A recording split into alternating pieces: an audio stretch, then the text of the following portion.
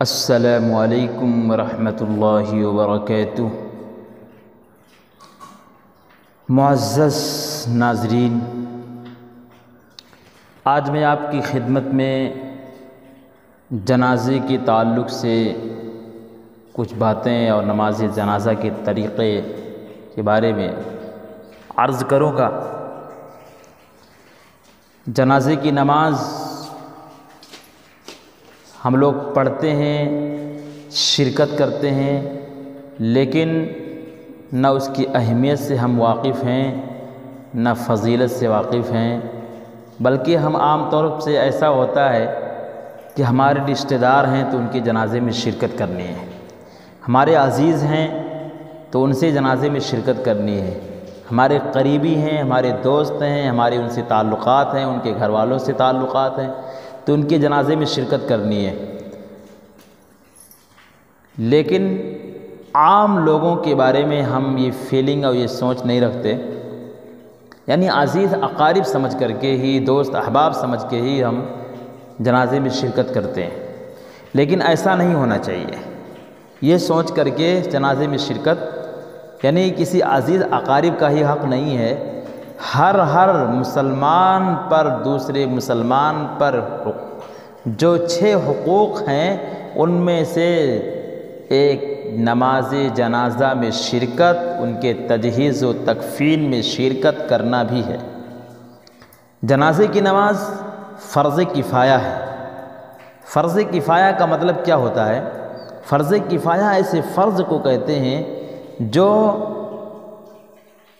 ہر بستی میں رہنے والے ہر آدمی پر فرض ہے، لیکن اگر اس میں سے کچھ لوگ بھی اس فریضے کو انجام دے دیتے ہیں تو سب کے ذمے سے ساقط ہو جاتا ہے۔ ہاں، ثواب ان لوگوں کو ملے گا جنہوں نے یہ فریضہ انجام دیا ہے، جنہوں نے یہ فریضہ انجام دیا ہے ان کو یہ ثواب ملے گا، بقیہ اور لوگوں کو ثواب نہیں ملے گا۔ لیکن اس کے فضائل میں ہم جب غور کرتے ہیں، آقا مدنی صلی اللہ علیہ وسلم فرماتے ہیں کہ جو کوئی جنازے میں شرکت کرتا ہے تو اس کو 1 قیرات کا ثواب ملتا ہے، اور جو کوئی تدفین میں بھی شرکت کرتا ہے یعنی مٹی بھی دے دیتا ہے تو اس کو 2 قیرات ثواب ملتا ہے۔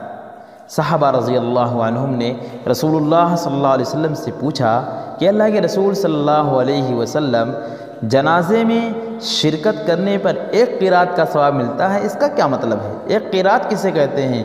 آقا صلی اللہ علیہ وسلم نے فرمایا 1 قیرات احد کے پہاڑ کے برابر ہوتا ہے۔ 2 قیرات 2 احد پہاڑ کے برابر ثواب ملتا ہے۔ اتنی بڑی فضیلت ہے جنازے میں شرکت کی، اور اس سے سب سے بڑی چیز جو ہمیں اور آپ کو حاصل ہوتی ایمانی اعتبار سے کہ آخرت کی یاد تازہ ہوتی ہے۔ ہماری اللہ کے سامنے حاضری ہونی ہے، ہمیں اس دنیا کو چھوڑ کر جانا ہے، اور دنیا میں جتنی ساری چیزیں ہم نے کمائی ہیں، ہم نے اکٹھا کیا ہے، جمع کیا ہے، سب ہم کو چھوڑ کر جانا ہے۔ جیسے آج ہمارا ساتھی جا رہا ہے، جیسے ہمارا عزیز، ہمارا دوست آج جا رہا ہے، اسی طریقے سے ہمیں بھی چھوڑ کر کے اپنے سارے اسباب کو، ساری ضروریات کے اشیاء کو سب چھوڑ کر کے ہمیں بھی جانا ہے۔ آخرت کی یاد تازہ ہوتی ہے، اللہ کی طرف لگاؤ اور انسیت زیادہ ہوتی ہے، اللہ کی طرف اللہ کی محبت دل میں آتی ہے، اور گناہوں سے نفرت پیدا ہوتی ہے، اللہ کی یاد تازہ ہو جاتی ہے۔ آخرت میں اللہ کے ہاں جو پیشی ہونی ہے وہ یاد تازہ ہو جاتی ہے۔ تو میں عرض کر رہا تھا کہ قبرستان میں جانے سے اور جنازے میں شرکت کرنے سے، تجہیز و تکفین میں شرکت کرنے سے آخرت کی یاد تازہ ہو جاتی ہے۔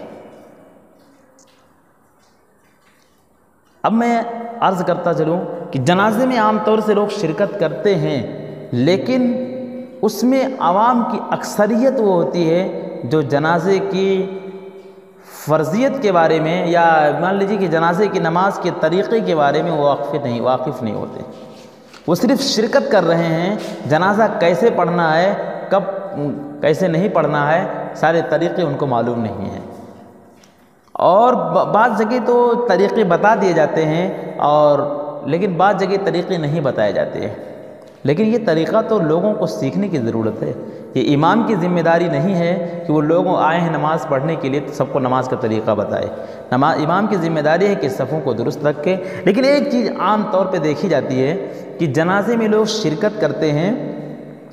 یہ امام کی بھی ذمہ داری ہے کہ وہ بتا دیں لوگوں کو کہ لوگ نماز پڑھنے کے لیے آتے ہیں، چپل اپنا رکھے رہتے ہیں، جوتا پہنے ہیں جوتا پہنے رہتے ہیں اور ویسے نماز پڑھ لیتے ہیں.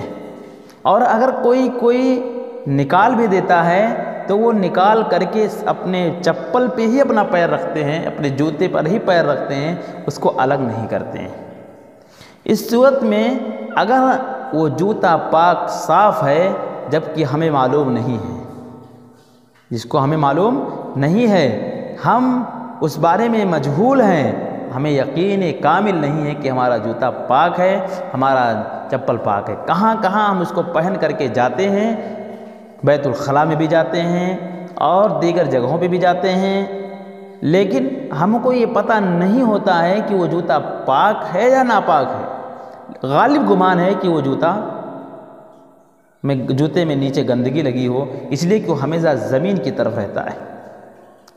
اگر اس جوتے میں گندگی لگی ہوئی ہے، ناپاکی لگی ہوئی ہے، تو اب وہ جوتا ناپاک ہی سمجھا جائے گا. اس پر کھڑے ہو کر کے اگر آپ نماز پڑھ رہے ہیں تو آپ کی نماز نہیں مانی جائے گی. اس لیے لوگوں کو چاہیے کہ جنازے کی جب نماز پڑھیں تو جوتا نکال کر کے، چپل نکال کر کے اپنے پیر سے الگ کر دیں، زمین پر کھڑے ہو. اب آپ سوچیں گے کہ زمین کے بارے میں کہاں مجھے پتہ ہے کہ زمین پاک ہے یا ناپاک ہے. زمین ساری زمینیں پاک ہیں. جہاں گندگی پڑی ہوئی ہو، دکھائی دے رہا ہو یا بدبو سے ظاہر ہو رہا ہو یا رنگ سے ظاہر ہو رہا ہو کہ یہاں گندگی لگی ہوئی ہے، وہی زمین ناپاک مانی جائے گی. جہاں زمین اور وہ رنگ ظاہر ہو رہا ہے لیکن وہ سوکھ چکا ہے بالکل، تو بھی وہ زمین ناپاک نہیں کہی جائے گی. زمین تو خود بخود پاک ہو جایا کرتی ہے. اگر گندگی کہیں وہاں پھیلی تھی پھر وہ سوکھ گیا تو وہ پاک و صاف زمین ہو گئی. تو زمین تو ہر جگہ پاک ہے. زمین کے بارے میں شائبہ نہیں ہے. شائبہ تو ہمارے جوتے کے بارے میں ہے، ہمارے چپل کے بارے میں ہے.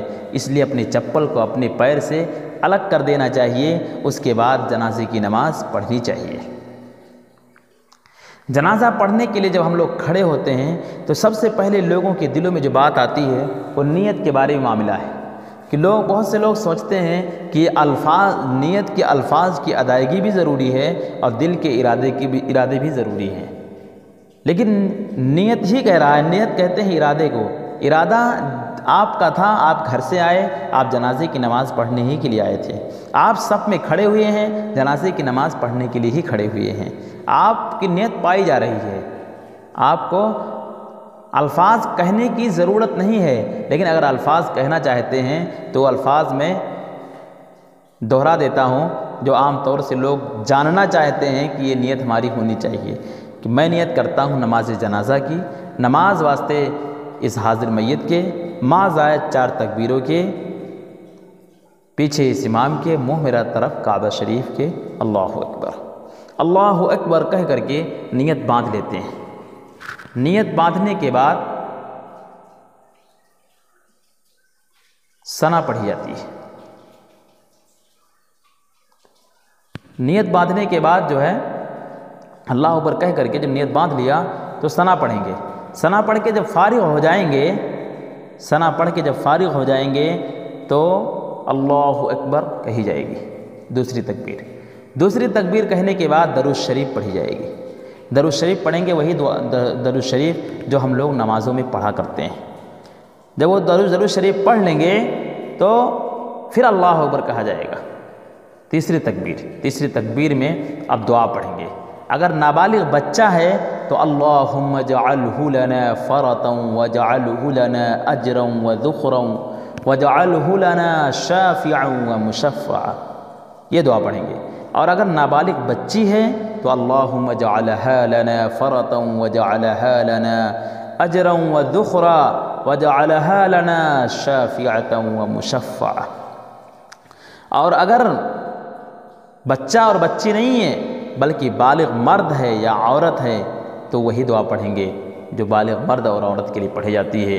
اللہم اغفر لحینا ومیتنا وشاہدنا وغائبنا وصغیرنا وکبیرنا وذکرنا وانثانا، اللہم من احییتہ منا فاحیہ علی الاسلام ومن توفیتہ منا فتوفہ علی الایمان۔ دعا پڑھ کے فارغ ہوں گے، اس کے بعد اللہ اکبر چوتھی تکبیر کہی جائے گی۔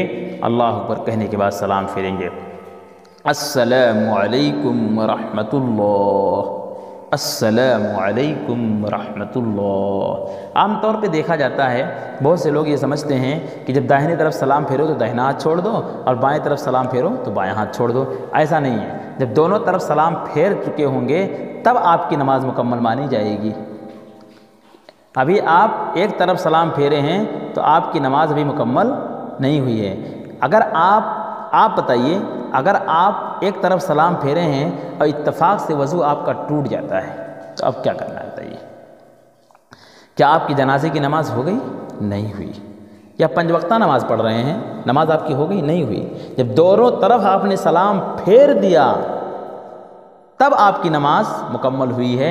اب اگر آپ کا وضو ٹوٹتا ہے تو آپ کو نماز دہرانے کی ضرورت نہیں ہے، لیکن ایک طرف آپ نے سلام پھیرا دوسری طرف سلام نہیں پھیرا تو اگر آپ کا وضو ٹوٹ جاتا ہے تو آپ کو نماز پھر سے پڑھنا پڑے گا۔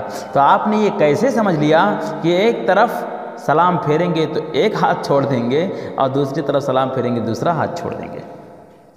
جبکہ میں تو یہ سمجھتا ہوں کہ کسی عالم نے کسی بھی طبقے اور کسی بھی جماعت سے تعلق رکھتا ہو، کوئی عالم یہ کبھی نہیں بتائے گا کہ جنازے میں ایک طرف سلام پھیرو تو ایک ہاتھ چھوڑ دو اور دوسری طرف سلام پھیرو دوسرا ہاتھ چھوڑ دو۔ کوئی عالم نہیں بتائے گا، کیونکہ جب کتابوں میں، احادیث میں، فقہ کی کتابوں میں کہیں نہیں ملتا ہے یہ سب تو کون بتا دے گا اپنی طرف سے یہ بات؟ پتہ یہ چلا کہ اپنے من گڑھت باتیں ہیں، یہ اپنی من گڑھت باتیں ہیں۔ جو پڑھے لکھے لوگ نہیں کہیں گے، بہت کم پڑھے لکھے جو رہیں گے وہ ایسے یوں ہی اپنی طرف سے من گڑھت باتیں، یعنی اپنے ماں باپ کو اگر انہوں نے اسے کرتے دیکھا ہے تو اس کو انہوں نے شریعت سمجھ کر کے اور لوگوں کو بتانا شروع کر دیا۔ اپنے بڑوں کو دیکھا کہ اس طرح کر رہے تھے تو انہوں نے کر دیا۔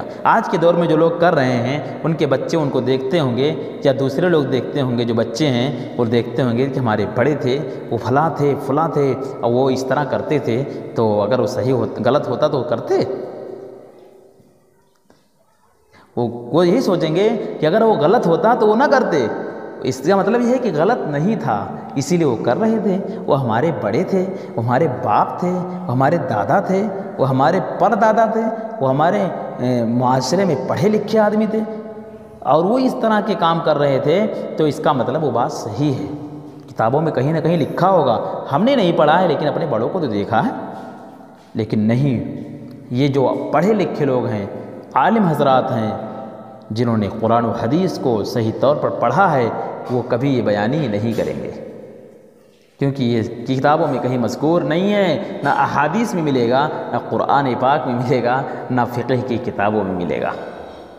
جب نہیں ملے گا تو ہم اس بات کو مان لیں کہ ایک طرف سلام پھیر کر کے ایک ہاتھ کو چھوڑنا نہیں ہے، دونوں طرف سلام پھیر لیں گے تبھی ہاتھ چھوڑیں گے۔ یہ جنازے کی نماز ہو گئی۔ جنازے کی نماز کے بعد دونوں طرف سلام پھیر دیا، جنازے کی نماز ہو گئی، اس کے بعد اب تجہیز و تکفین کا کام کیا جائے گا۔ جب تجہیز و تکفین کا کام مکمل ہو جائے گا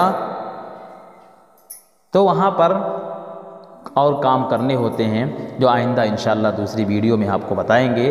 اللہ تعالی ہم سب کو کہنے اور سننے سے زیادہ عمل کی توفیق عطا فرمائے۔ وآخر دعوانا الحمدللہ رب العالمین۔